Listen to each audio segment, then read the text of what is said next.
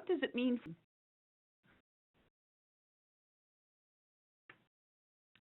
So our day will be to have a quick review of DD 4.300, some definitions of reactive strategies and safety crisis plans, to define some basic review processes of reactive strategies. Look at 3 tools that could be used while you're developing your review process, and then to define some follow-on workshops that we could address for individuals, for organizations, for teams, to help develop reactive strategy review processes and how they might function. We were able to do this particular presentation prior to some of the changes for DD 4.3. We had some people who have actually, based on previous trainings, implemented some review processes. So maybe for our next webinar, we'll look at interviewing those folks to see how things are going. So we welcome you again today, and as Heike said, if there are any questions, please put them in the Q&A box. Also, we'll have some time to do a check-in to see if there are any questions periodically throughout the presentation. So, in DD 4.300, this should be old hat for everyone. We look at HCBS compliance for the use of reactive strategies and restrictive interventions, and the responsibility across our systems and the systems that we have. What regional offices will do, providers, TCM entities, and then the Behavior Support Review Committee. Today, we're going to look at reactive strategy review. And a quick review, the process and the flow here. This is a really nice flow chart for us to follow as we look at HCBS and the process, one reactive strategy or restrictive or history. Safety crisis plans. Safety crisis plans are there to help people and be successful, not only the individual, but the team. Then the reactive strategy threshold is reached, which is 5 more reactive strategies that are restrictive in a 1-month period. And that's a change from before. Please remember that. Then the planning team reviews. Here's another change, reactive strategy threshold reached for 3 consecutive quarters. Then we consider referral to the Regional Behavior Support Review Committee.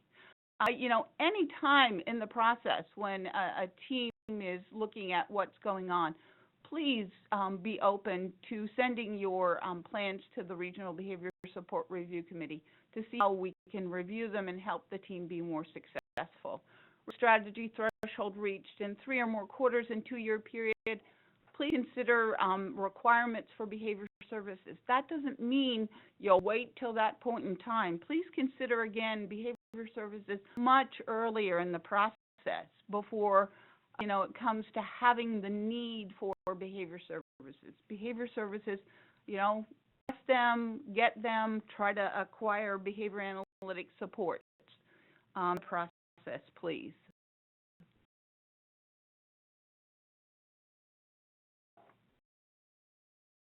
So, reactive strategies, restrictive intervention, and rights restrictions. You'll see there's a nice Venn diagram down there that active strategies are a larger element than we have restrictive interventions and rights interventions. There is one strategy is all 3. That's overlap. Context is also important to consider. And restrictive interventions is a CMS term and definition. So go over each of these individually, and if you have any questions along the line, please put them in the Q&A box. So, classifying strategies. What's a reactive strategy? Is it in response to undesirable behavior? Yes, it is. Is the aim of the strategy to bring about an immediate change in the environment, the situation, or behavior? Yes, it is. There to reduce the risk associated with the behavior? Yes, it is. So let's consider some examples. I'm going to ask the participants, what would be an example of a reactive strategy?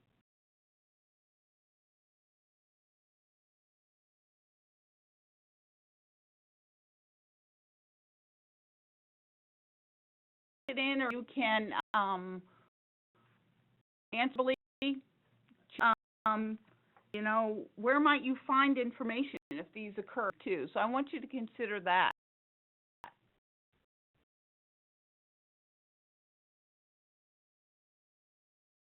Okay, well, it's a little early for everyone, so I'll give you some hints.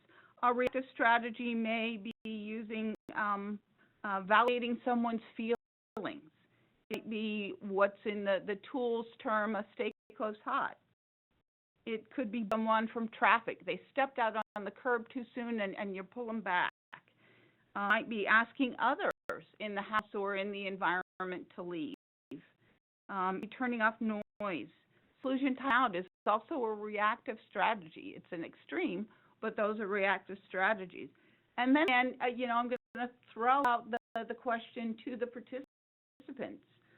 Might we find information if a reactive strategy occurred? Please type it in the Q&A if you have a response, or you do that verbally.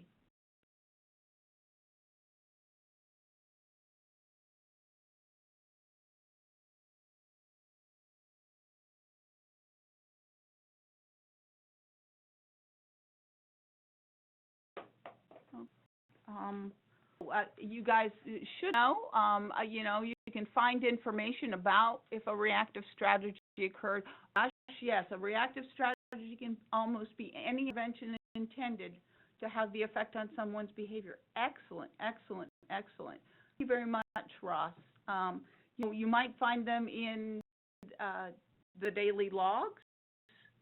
It's not reached the level of a reportable event, but it could be an EMT or a reportable event. It, could occur almost any place in the documentation of what's going on. It might be so not only related to the individual supported, but also related to your systems. Was a person late for work? Those are things that happen that need to be addressed sometimes. So thank you so much for the input. Appreciate it. Let's look at restrictive interventions. Is it an intervention that restricts movement access to other individuals' locations? Sure is. Is it an intervention that restricts rights? Definitely. Does it employ diverse of methods? No doubt it will. Again, let's look at some examples of what might be a restrictive intervention.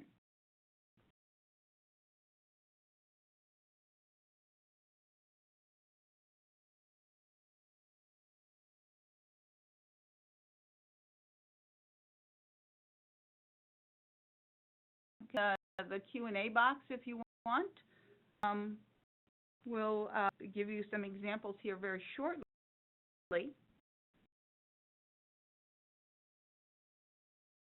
So, one of the things that often happens is, teams look at response costs. We have encouraging one to go someplace to cool off.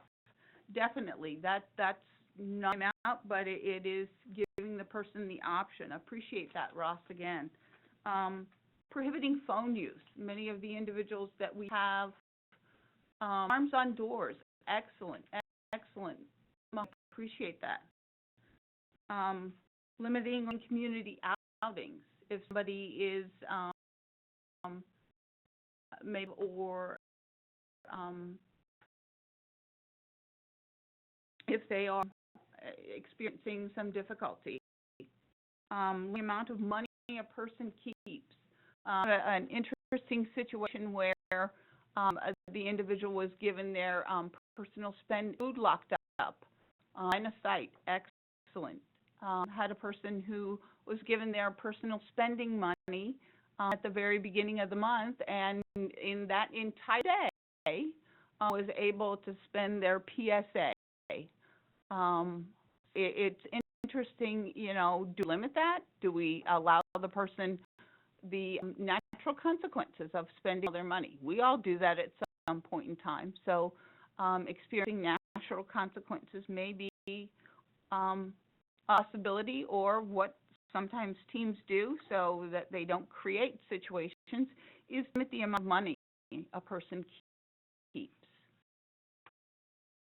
So we'll be rights restrictions. So does it place limitations on any general liberties that are available to all? Definitely. Mail, access to mail, those types of things. Does it freedom of movement? Indeed it does. Does it limit choice? Will limit choice, limit communication with others. Again, those phone restrictions, legal activities, access to personal property. I've seen many incidences where the person's clothes are kept in a dresser outside of their room because they change clothes too frequently. Access parts of the home or community. Some people can't access the basement. People can't, individuals with willing might be limited to the number of restaurants or might experience exposure to food. That limit any of the rights assured to the client of the Department of Mental Health? Yes, it does. That promote treating the person with respect, dignity, and in the least restrictive environment. That is the goal. Throw it out to everyone again. What would be some examples of restrictions?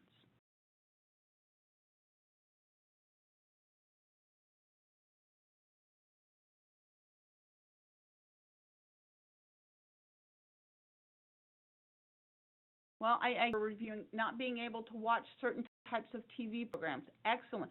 Also, going along with that, internet limitations, super. Locks on pantry and fridge. You guys are really rolling with these responses. Appreciate it. Locking up sharps. Boy, that is the common one. Game limitations. Some of the video games have some indicators of whether it's general. I'm not sure of those, but what violence, what level of language are in them. Movies have those ratings. Alone time with friends and boyfriends, locked bedroom doors, or not having a bedroom door. That's pretty overwhelming. I really like my bedroom door. Or there's maybe having a bedroom door, but a little window door that people can peer in. Boy, a pretty interesting invasion of my privacy, and I'm not sure I'd want that for the individuals we support. And sometimes there are those things. I want to take a pause here and do a check-in. Do we have any questions? Thank you. No family contact or visits. Yes, definitely. I want to pause here a minute and to see if there are any questions thus far.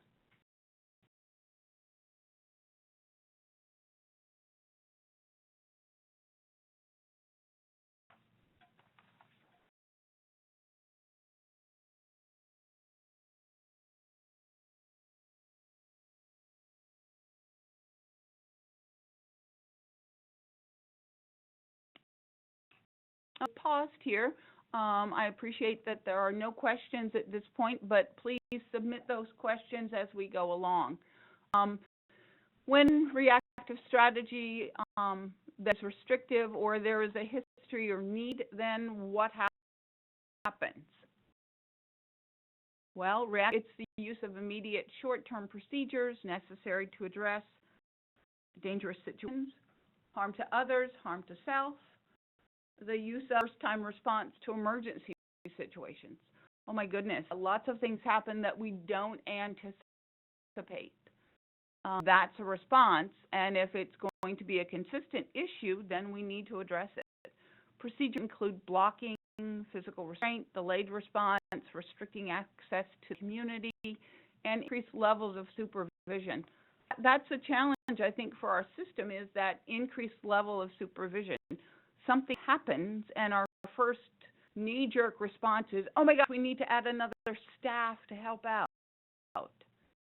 Well, maybe we don't, and maybe we shouldn't. Maybe we should take a look at what happened. And that's kind of our goal today, is to take a look at those instances and figure out Why did it happen? What can you do to change things? It should be a knee-jerk response. Add more staff. So we have the idea is that a safety crisis plan has been written or needs to be written. The things that we've had is some things on how to do and write a safety crisis plan. I want to encourage teams to reach out to the behavior analysts, to other team members or other associates who might have written a safety crisis plan to get some support in doing that. Really important element in the safety of the individuals and the safety of your staff. We want to encourage those to be done and to take a look at that. So a safety crisis plan is an individualized plan outlining the reactive strategy designed to most safely address dangerous behavior at the time of occurrence and prevent its occurrence. A plan to prevent the crisis and respond appropriately. So if it does happen again, we have a plan. It's to plan than to not have a plan at all. And again, I want to stress it needs to be individualized. I've seen some safety crisis plans. I've seen some plans that were made to support the individuals, and as we go along, it's like that looks familiar. So stress what are the responses that staff need to make for that individual in that situation.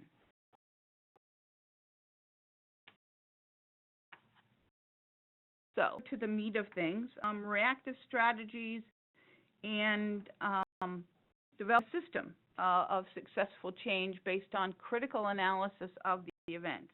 And if you recall, when we reviewed the learning objectives, we're going to take a look at the process, and then we're going to take a look at 3 types of review strategies that could be done. What I'm also going to do today is sort of try to link some examples through a system that you could relate to personally, that you could relate to organizationally, and you could relate to the individuals that you might support. So I want to take a look at kind of tracing the problems that occur from their origin, not just, well, this happened. Okay, that happened, so why did it happen? How did it happen? Where did it happen? Getting those and drilling down really to what is the cause of the event. If you've got a broken foot, a broken foot happens, or a broken arm happens, and you can treat the pain, but it's not going to resolve the break. So we can't just put a bait on the outcome or the last of the broken foot or the broken arm. And addressing just the symptoms isn't going to make the treatment effective. There's more to a broken arm than just a broken arm and treating the pain, or a broken foot. So let's move into this a little more. Do we have any, before I proceed, do we have any questions? We'll do a check-in here on the past information.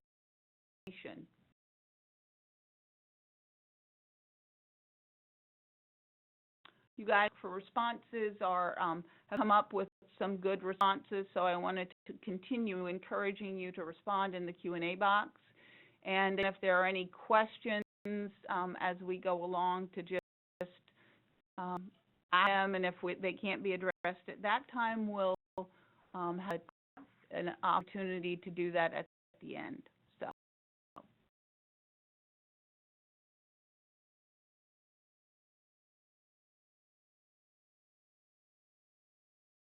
So strategy is a structured, facilitated team process. The goal is to identify, as I alluded to before, what did the event really happen that resulted in some undesirable outcome and required the development of corrective actions. And there are reactive strategies that go on a daily basis. Process provides you with a way to identify and break down what's going on within your system that contributed to the event and how to prevent it in the future. Any things that would contribute it to the event of a broken foot, broken arm. If with that, a broken foot can occur in the wintertime when somebody is ice. A broken foot could occur in the summer when you trip over the hose. Lots of things happen. We have to break down the event to be able to understand the final cause of what happened.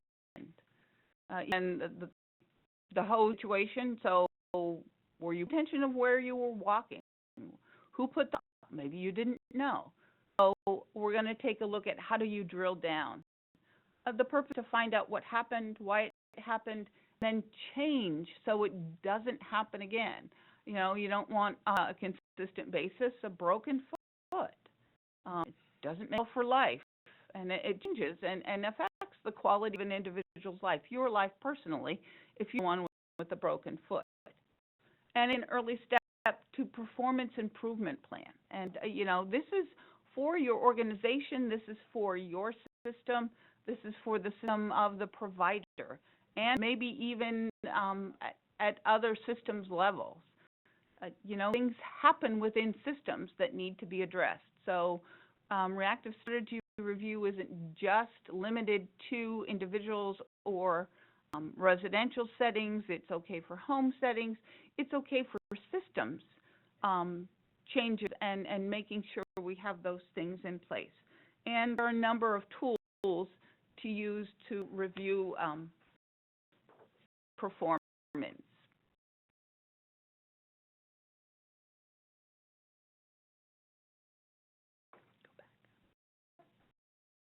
Slide just to give an idea. It's a look at the cause analysis to help people question and understand, determine the what, the why, to figure out based on an interpretation of the events. And when we look at the interpretation of the events, we need to look at the facts to find cause of what happened.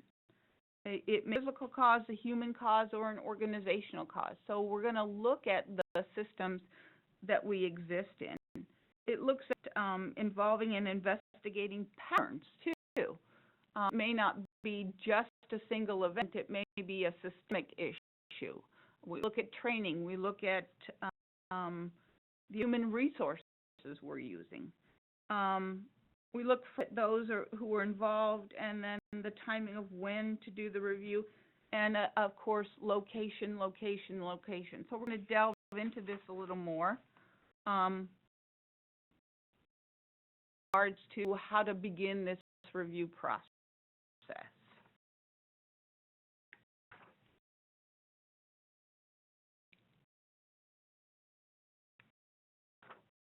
So, involved in a review. Well, anyone who was involved in the event should be involved in the analysis.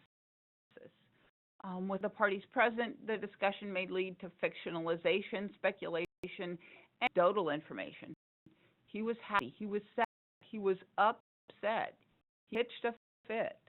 Be aware that, when we're asking for this involvement, it may cause some defense, it may cause some apprehensiveness, and especially if you haven't involved your staff or the individuals involved in the event about what happened.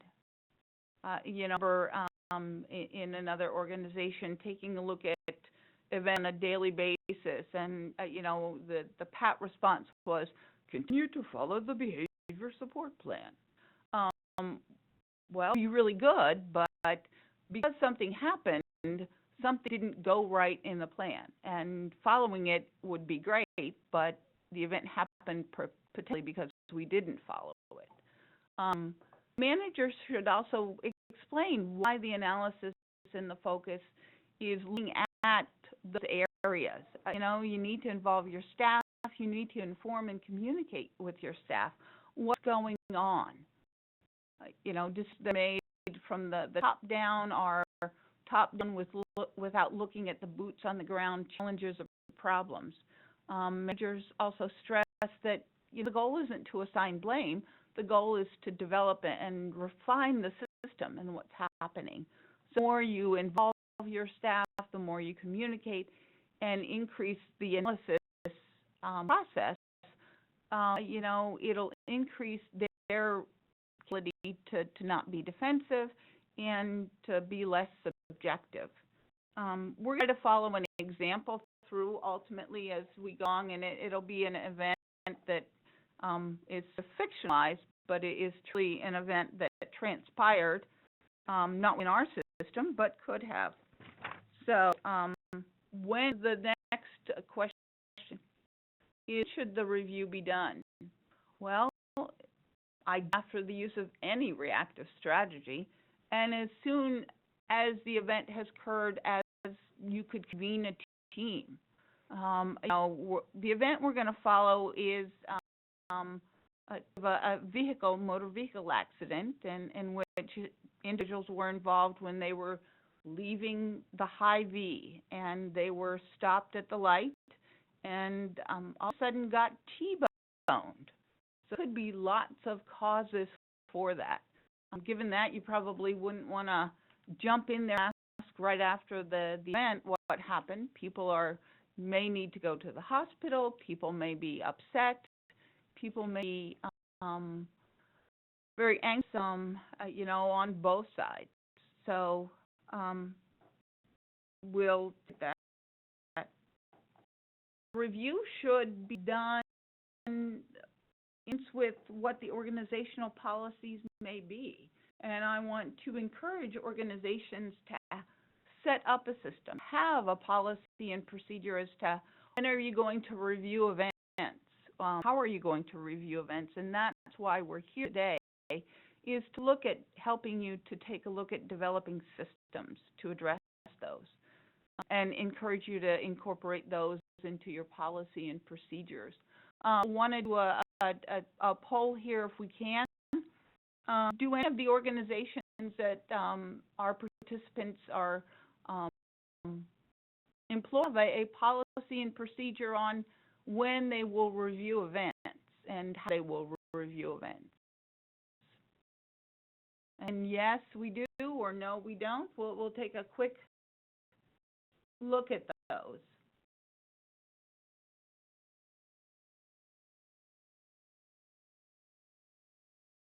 Don't be shy, one. Come on. You had some responses before. No okay response. We're not going to chastise and berate you.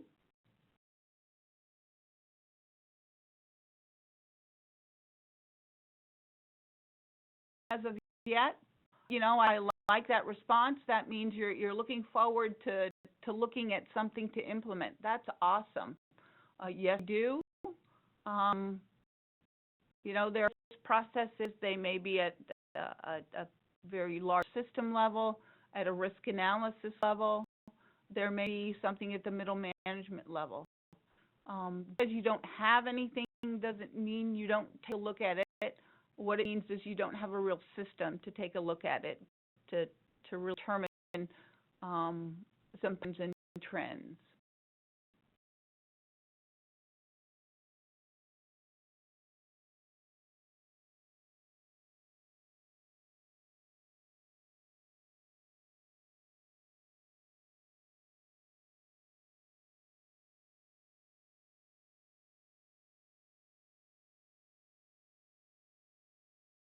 Okay, see, we take a look at one of our crisis intervention programs to take a look at debriefing after the event.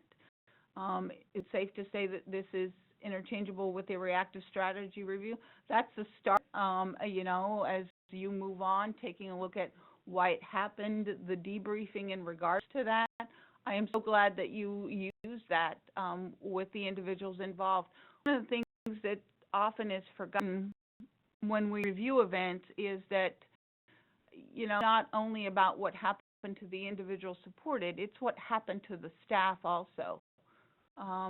Is staff okay?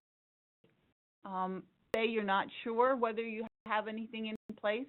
I appreciate that in regards to this, but are in regards regards to following incident reports, hotlines. Any system that starts to look at reactive strategies, whether within the organization or specific events, is awesome. The is to take a look at get system-wide for your organization from the bottom up, top down. So thank you so much for those responses and sharing. Sometimes it's hard to admit that we don't have things in place, and it's okay. Recognizing that they're not a system is the first step to recognizing that there needs to be a change. So I appreciate that. So where does the review occur? When we're looking back at our motor vehicle accident, well, we probably don't want to do that right there, but we want to do it on neutral territory in a safe environment. That people feel comfortable about where review is taking place and who's involved. It shouldn't be the Spanish Inquisition. It should be a comfortable process, and the more you communicate that there is a process and that there is a system, people will be willing to participate, they'll be willing to share the information, and to share the information on a consistent basis, and not feel that it is the Spanish Inquisition.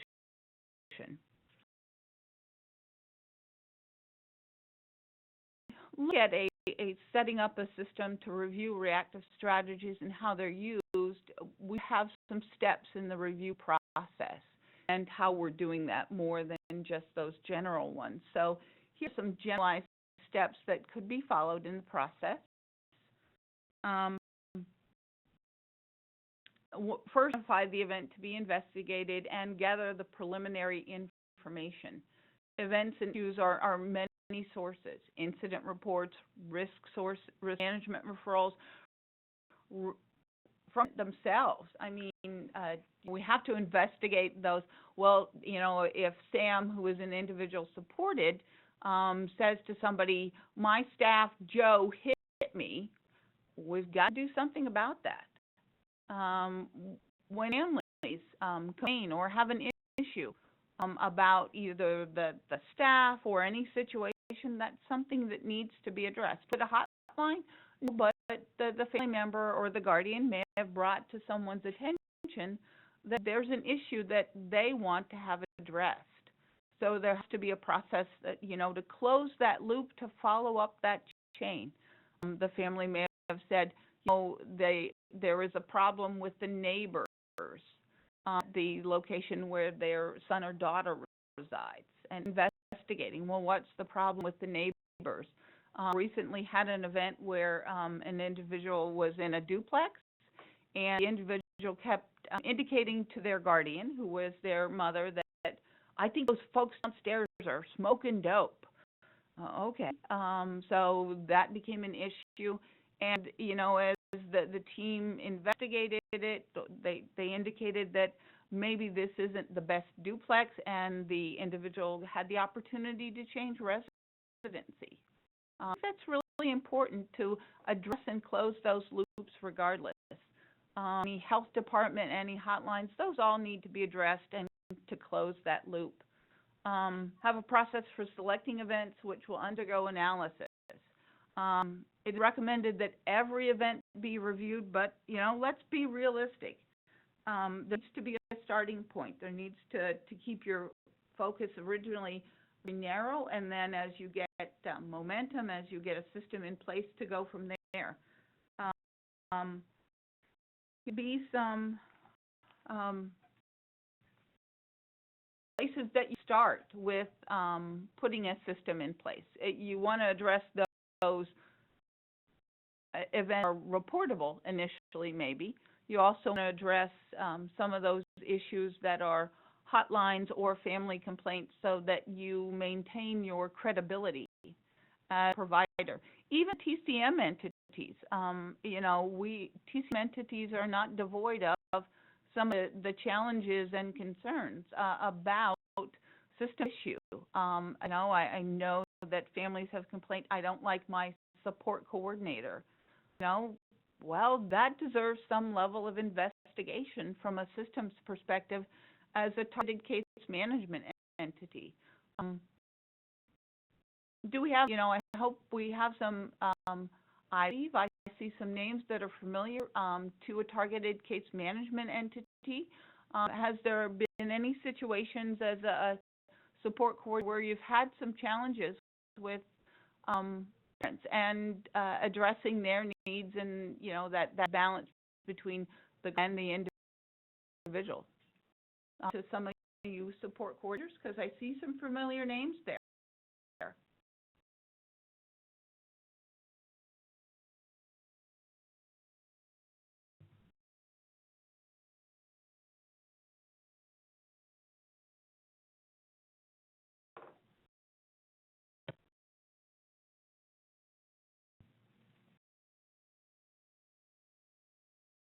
Okay, we have some who have actually experienced that. And our goal that we're looking at today is, reactive strategies that are restrictive interventions. So that's really the starting point. As TCM entities, excuse me, there might be other situations, but we're looking, initially that you'll focus on those. Next step is to develop a team that would take a look at these situations, select a team facilitator and team members.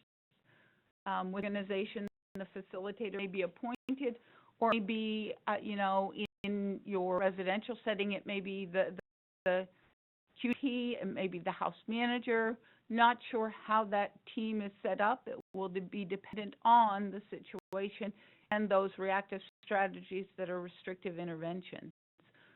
First are people with personal knowledge of the processes and systems that will allow us to investigate things. So the goal is to take a look at how we might facilitate it without asking people, without making people feel as they are being drilled or grilled about the situation.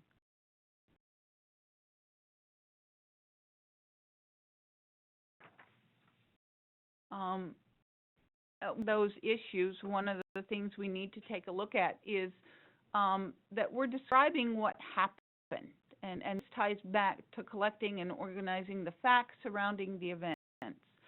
Again, it's probably on an event report that was submitted, and I'd like to remind everyone that, discussing what happened is not hearsay, it's not impressions, it's not opinions, and take you back in time to Dragnet and Friday to take a look at the facts and reporting the facts.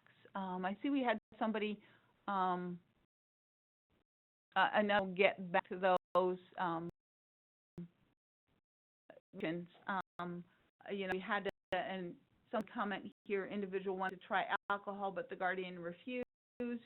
There was a compromise. Again, looking at some of those events and who's the team? How do we collect the data and the facts? And remind everyone that when event reports are submitted, and to take a look at reporting and collecting the facts of the surrounding events. Step is, once we have the facts, are the contributing factors, the situation, the circumstances, the conditions that increase the likelihood that the event occurred. If we're taking a look at, one of the events that I've described, the tripping over the hose, the slipping on ice that resulted in a broken foot, or if we look at our motor vehicle accident where when someone was stopped at a light, they got T-boned. What were the contributing factors to that event? And there may be a lot. It may be icy conditions. It may be rain. With motor vehicle accidents, we at texting of mobile devices as contributing factors, large contributing factors to motor vehicle accidents. When we get restrictive interventions that are restrictive interventions, we're looking at many of those prohibited practices identified in the directive. Timeout,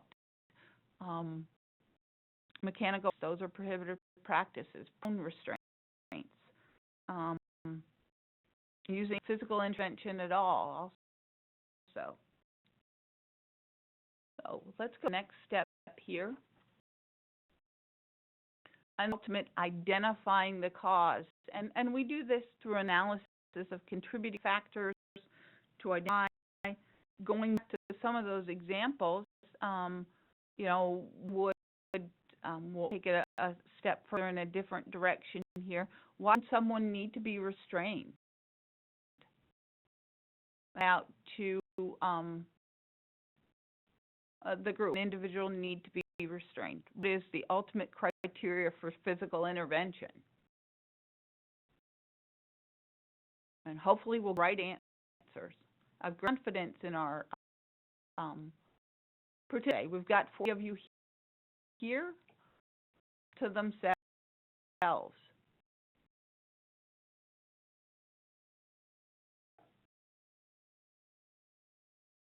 To protect the person's physical harm.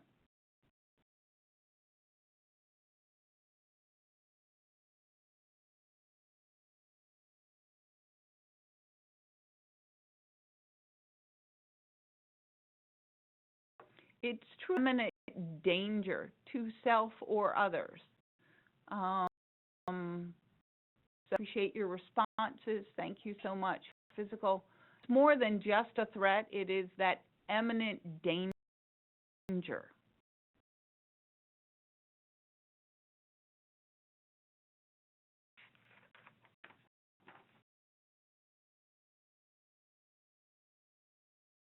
So once we've done, the next step is to design and implement changes to eliminate those root causes. Why did it happen? That's where you develop that safety crisis plan.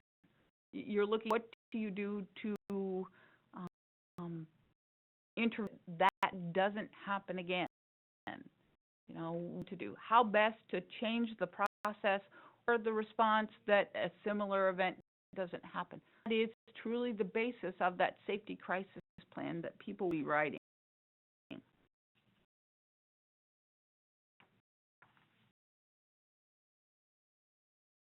That bad 4-letter word.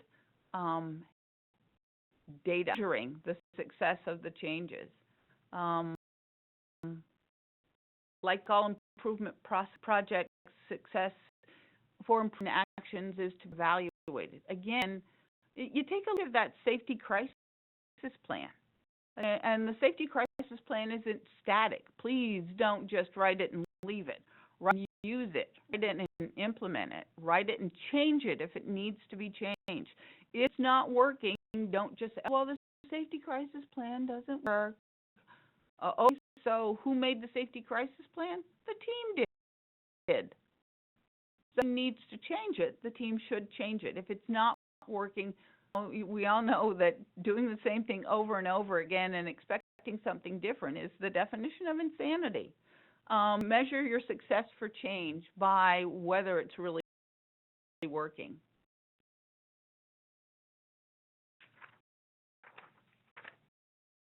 All right, we'll pause here a moment before we get into those tools to have a check-in to see if there are any questions thus far. I'm responses that were very good here on the previous question. Harm, attacking or biting, using a weapon. Excellent. That's that imminent danger we look for.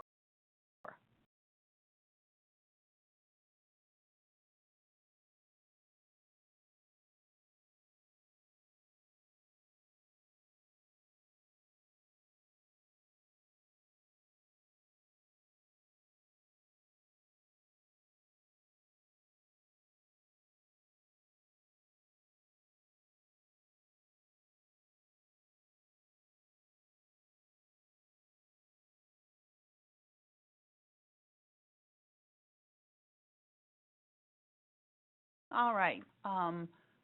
We haven't had questions thus far. I know, again, that this is kind of a, maybe some of you are new to the presentation and we've done the presentation before. But we're on to those tools to help really review those reactive strategies that are restrictive interventions. As you can see, there are many tools that could be used and many methods to address review events. Believe me, I'm not going to go through all of them today. References that are available on the tools. If there are any additional information that anyone would like, please let us know, and we'll provide those. The goal is to take a look at interventions today, the 5 whys, the barrier analysis, and change analysis. And what we're giving are some examples. We're not saying, oh, you need to do it this way. What we're doing is giving options. Every organization needs to set up their own system for review and system to develop, and choice at the discretion of the organization. When we did this training before, one of the popular tools was the 5 whys, and as we review the 5 whys, you'll understand why, no pun intended, actually truly a pun intended, why it was the most popular of those who participated, who had the opportunity to take a look at it and actually use it from previous presentations. So we'll get the meat of the 5 whys.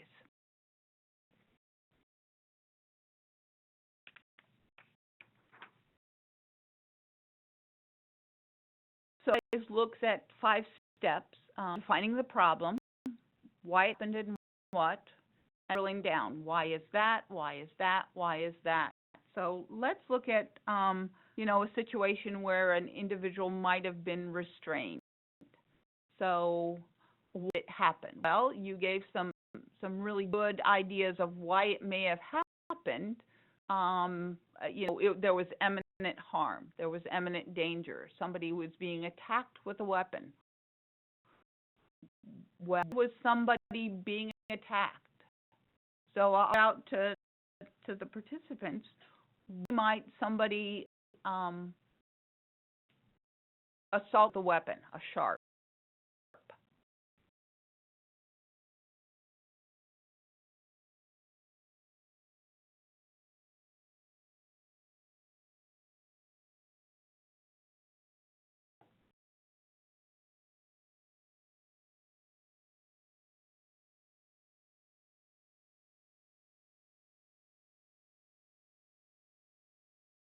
The individual.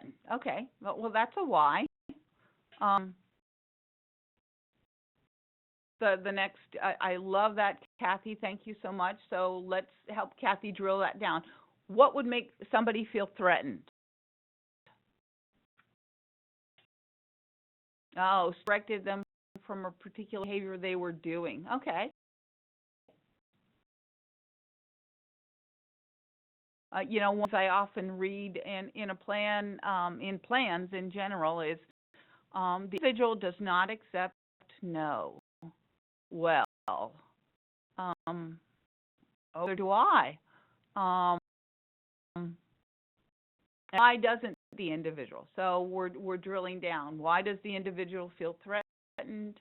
Ooh, lots of responses coming up in a way that upset them.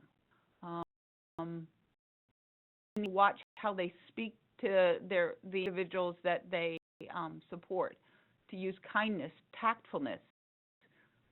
Because I love that, Winifred.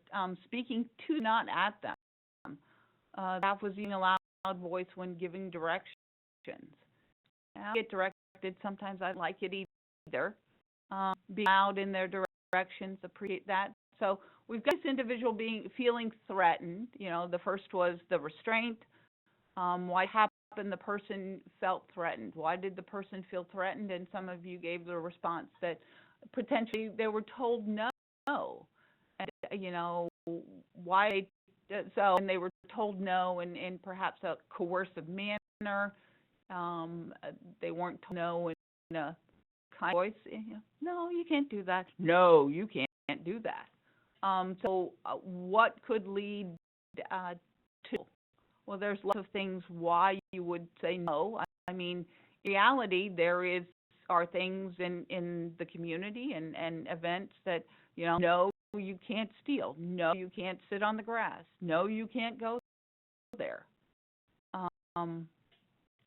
Tie back to larger issues, but again, we drill down to the third why the person was said no.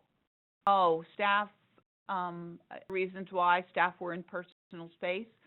Give an option or a choice. Oh, okay, so the person was told no. Why did the staff say no? Well, because they essentially not enough training to know for options and choices as opposed to just saying no. Thank you so much, Winifred. I appreciate that. So we've drilled down even more, and our ultimate why may be that the person have training. Well, if we looked even further and we determined the person was given some training, well, maybe they didn't give sufficient coaching. So it allows the organization to drill down enough to figure out why is it happening within the organization or within that particular home or situation. So you drill down and drill down. So again, I love that you're contributing to the discussion here. Giving them options. Again, was there insufficient training? If it's training, did we coach? Did we help the staff know how to give options? It's not the way or the highway. It's, we can, would you like to go to Walmart or would you like to go to Target? Sometimes the process is knowing when to give the choices and how to give those choices effectively. So appreciate the participation of everyone. So when the 5 whys, this is a question process that we can use until we find the end cause, and you, the participant, I appreciate all those contributions to kind of follow that restraint situation down to some proposed whys as to what could happen or could have happened to the restraint or what led to that restraint. It's kind of find that there may be many causes that led to the restraint. Maybe the person is new. When we look at some other causes why that person may or staff may not have been giving options was some of the things that happened because we know there are staff shortages. Oh my gosh, the person worked a double.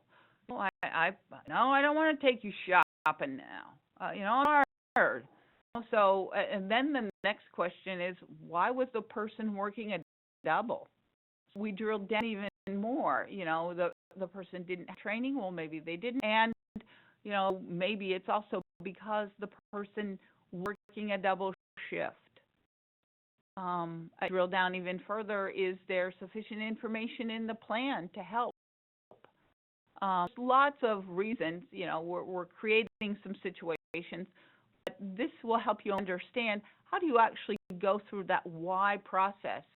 I think this is also why the 5 whys is a popular tool that some others have been using that seems to be effective for them. I said, the hope is that we can interview some providers and see how things are working for them.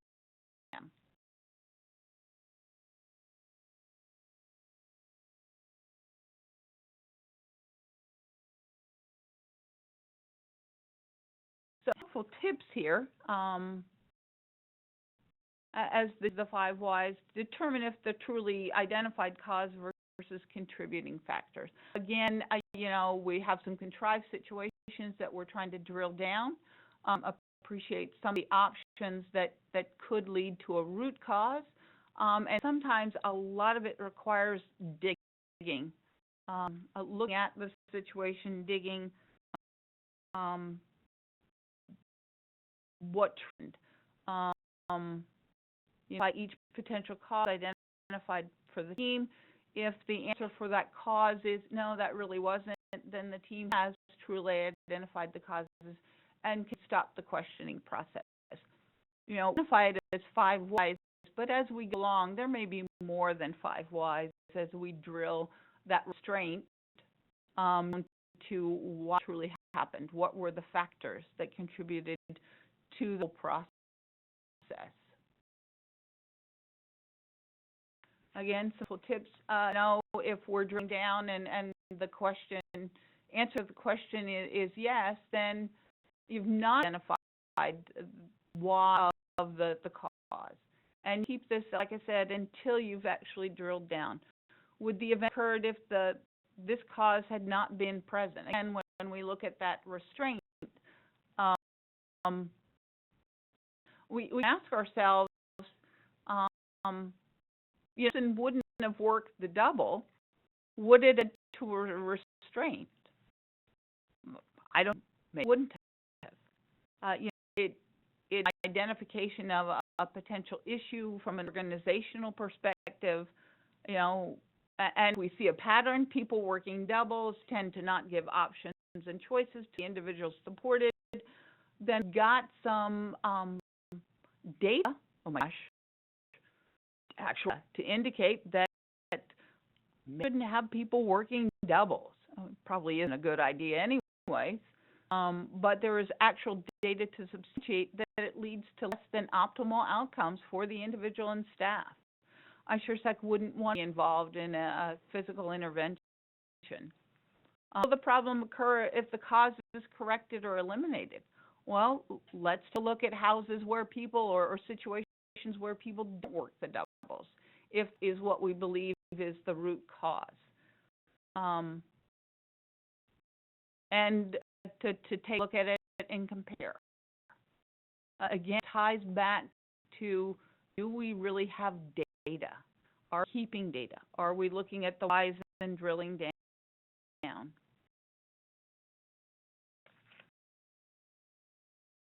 So when 5 whys and situations, many of the questions and issues tie back to a lack of communication. The whole restraint situation could back to the fact that somebody forgot to communicate that today was a community outing. Been the ultimate why of why the situation occurred. We calculated that it could have been because the individual staff was not sufficiently trained. Alluded to the fact that it could be because the staff was scheduled for double. There was fatigue. There were scheduling issues. That is, scheduling in organizations is truly a challenge when we are looking at the limited availability of direct care staff. Environment or equipment, environment, gosh, we've had some days over the winter there where icy conditions may have prohibited cold, extreme cold temperatures, rules and procedures. That may be an issue if we're looking at why the staff may have said no to the event. And then barriers to adjust the system in general, understanding under which conditions a person is actually restrained and ensuring that it is for danger, not because, well, he looked like he might hurt me. Probably look like I might hurt people too every once in a while when people irritate me. I give what I call the skunk eye look, and it probably looks pretty threatening. I wouldn't want to be restrained just because I looked at you cross-eyed. This is a great time to take a look at a check-in to see, if we have any questions about the 5 whys. Like I said, the 5 whys is a very popular tool. Some of the residential providers have indicated that they've used very successfully to looking at those events that are reactive strategies with restrictive interventions. So, any questions at this point in time about the process? Also, do we have anybody out there who might be using the 5Y or a variation of that in regards to how they lead events at this point in time?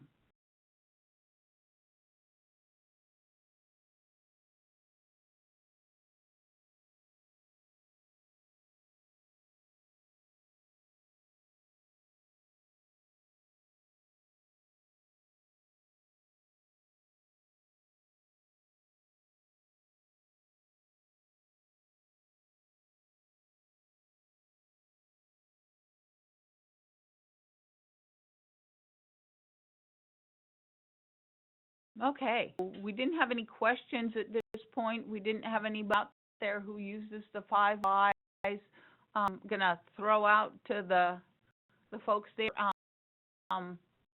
This might be an approach or a tool you might use.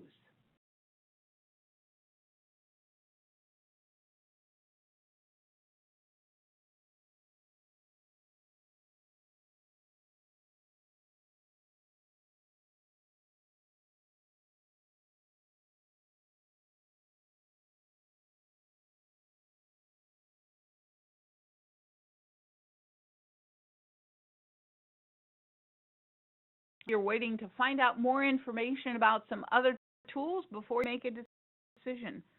You leaving your open options. So let's look at, and you'll find as we go along, some of these are very similar. The process is, again, it's that drilling down to try to find the ultimate. 5 Ys is also, so if you look below the 5 Ys, the fishbone diagram, you know, that kind of is the same process. It's a neat diagram to help you drill down instead of a sort of linear. It looks at, you know, making a fishbone was and then going out from that. So that's also a good way to take a look at how do we get there, how do we not get there again. Move on to barrier analysis. So again, like I said, you know, you look at barrier analysis, the 5 Ys, they're all very similar. What happened? And you look at causes and factors. Was it human error? Was it a human mistake? Was it material? You know, when we look at material in our situation, materials are our human resources. Is it an environmental factor? Looking at that restraint, could have been the person was fatigued.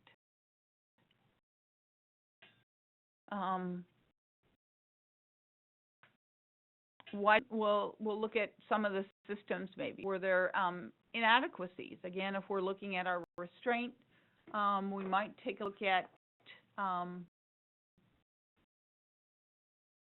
insufficient. Again, staffing also ties back. Do we have the right match with the person? When we're looking at material, we're looking at human resources. We let is match and would back to hiring practices within an organization. What inadequacies?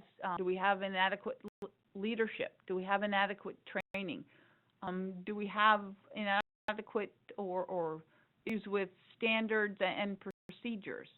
Have issues with the individual. So it looks at what were the barriers, why did it happen, and helps you to assess, was it leadership, training, standards, policy, and procedures, the supports, or the individual. And again, looking at that restraint situation,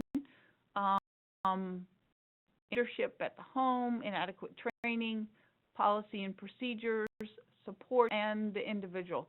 And then what do we do about it? What are the recommended actions for each of the issues addressed?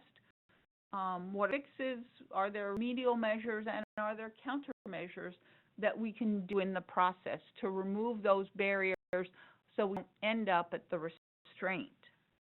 situation. The steps in the barrier analysis is define the goal and the behavior in the target group, develop some questions, develop some determinants, then analyze each of the situations, look at data, and again, when we're coming up with the fix, so to speak, again, ties back to what is the data telling us whether we've been effective, whether we've gotten to the issue. Is safety crisis plan effective? Do we need changes? Do we have the data? And the safety crisis plan specifically calls out how are we going to measure the effectiveness. Please remember that. There needs to be a measure of effectiveness for the changes that we make.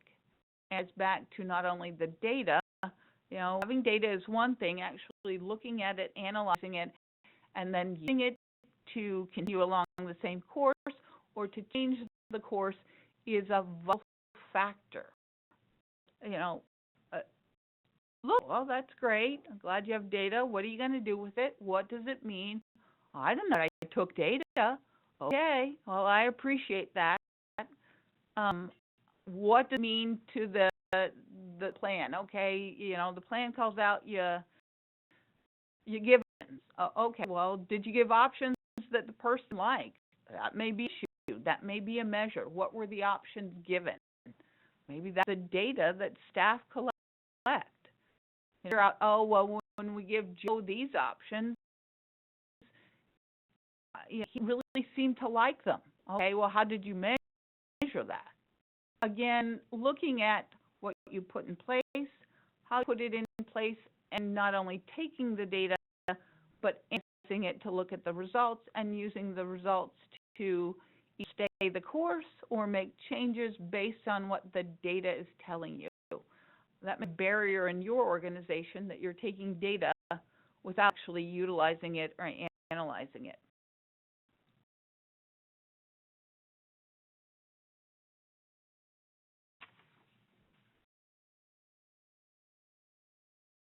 So the last tool we're going to discuss here today, and this is a process we had scheduled till 12:30. Well, that's probably not going to happen today, so you'll get to school a little early here.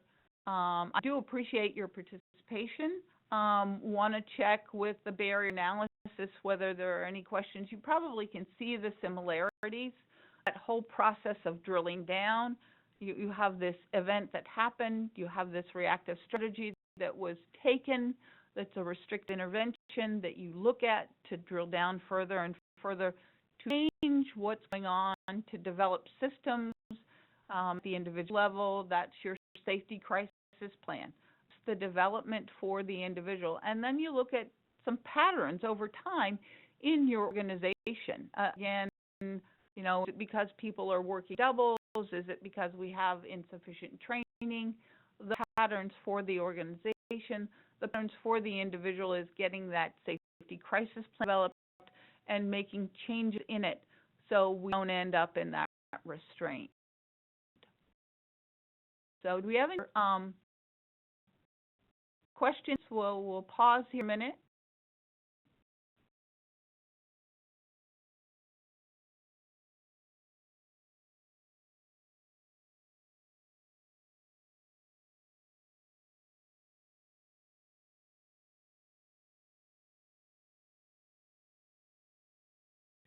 Okay, this is just a worksheet. The worksheet can be developed, and you might just take a look. It kind of looks like that safety crisis plan section.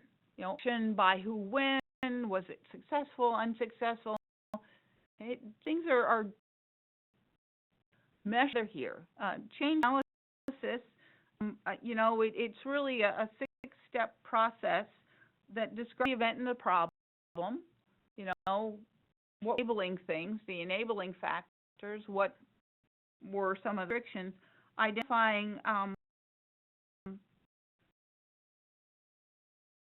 then, okay, so we've got this happened, again, the restraint, what enabled that, what was a restraint enabled because the person said no. The restraint was the issue with staffing.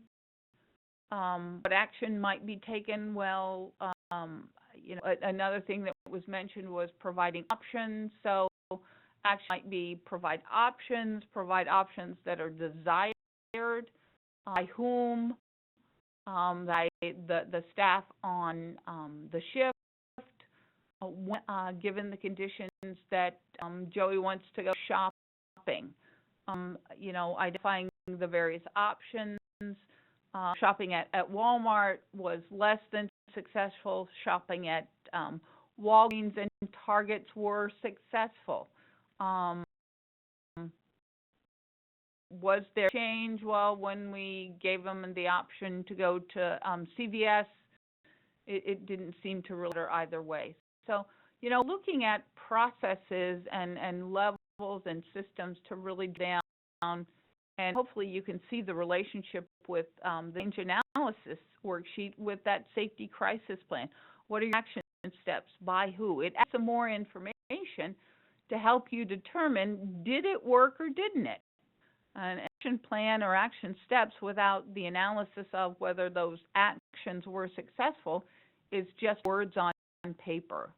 I think it allows you the opportunity to really take a look at that safety crisis plan to ensure that the actions that you say staff should do or management should do or the individual could do are successful or unsuccessful, or it didn't have an impact. It could be that simple. Successful, yes, put in a column, successful, list them, unsuccessful, list them, no change list, or it could be just a check of some sort. So, and this, very much dovetails with that safety crisis plan as an option on taking a look at the situation, actually analyzing sections of what is working and what isn't. So we're going to end here. I want to again ask for any questions at this point in time. I'm back. Please.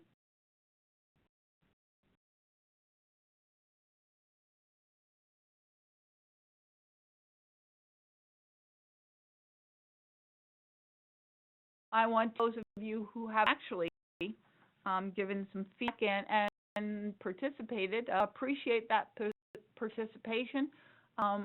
Participation is, makes it really a lot easier on this side since we don't have a face-to-face interaction.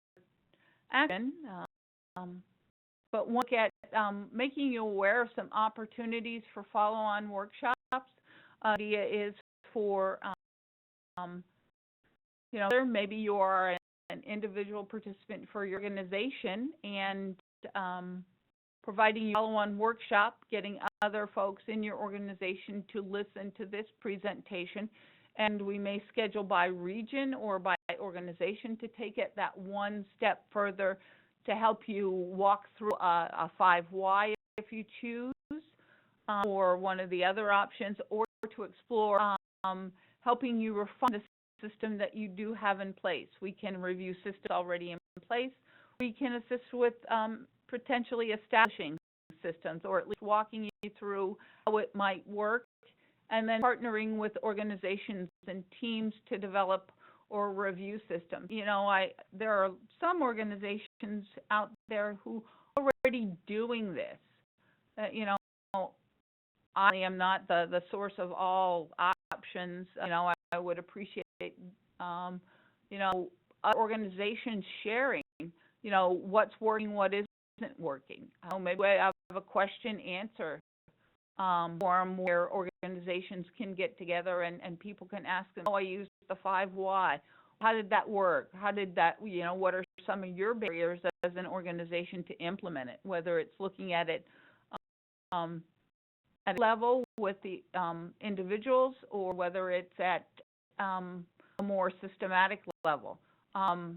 Feedback here. It feels like this is needed for everyone, given examples of devastating feelings. Is there a way to define this more? Also, would love to have a link to the tools, the 5 whys. Definitely, Erin can provide that. I think when we're looking at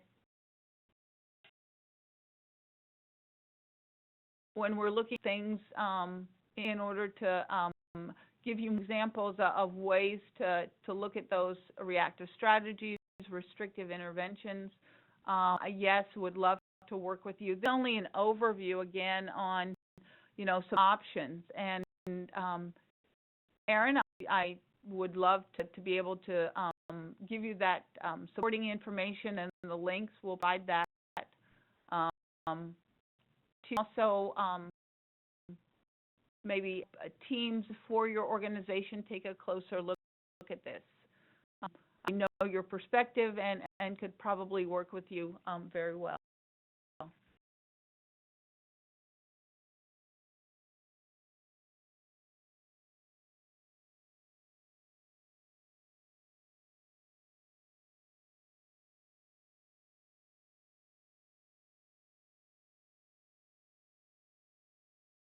And just for clarification, I mean, you don't have to do it every time somebody validates. Those are just reactive strategies. What we're looking for are the reactive strategies that are restrictive interventions. Might that be something that the individual supports do? Sure. I appreciate that I validated, that worked, good. But we really, we're looking at more reactive strategies that are those restrictive interventions as indicated by, a physical intervention. So, I think on an individual basis, that's a great way for staff to take a look at what they're doing is effective on a personal basis. Way to take data too, but what we're looking at more is those reactive strategies that are restrictive interventions. So we really address those significant events. Other questions?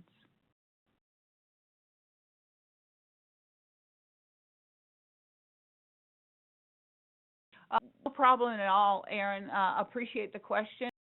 Again, we'll provide those links to help entities and providers kind of take a look at, are we actually addressing those events that lead to restrictive actions and the need for those safety crisis plans, and that they're being effective? That's the whole idea of reviewing going on, why it's going on, is it effective, and are we actually changing things to ensure that those restrictive interventions aren't those positive, proactive, preventative processes in place for everyone, staff and the individuals, to be effective. So again, you can reach out to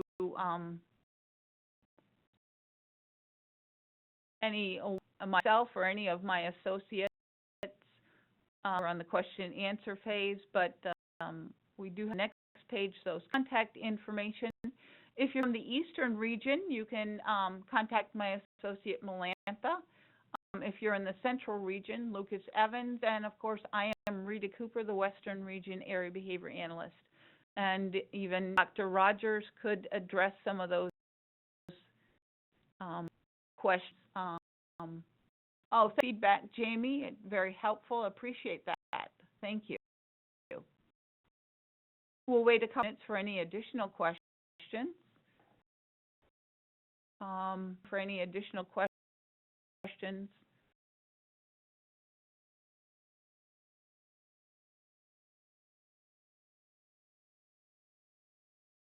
Reminder, if you're in the Central region, that should be lucas.evans2@dmh.mo.gov. As we're this webinar for today, I want to reach out to your participants and say thank you so much for your time today and for your consistent participation, your feedback, and your questions and your responses. Yeah, thank you very much for that feedback. I asking panel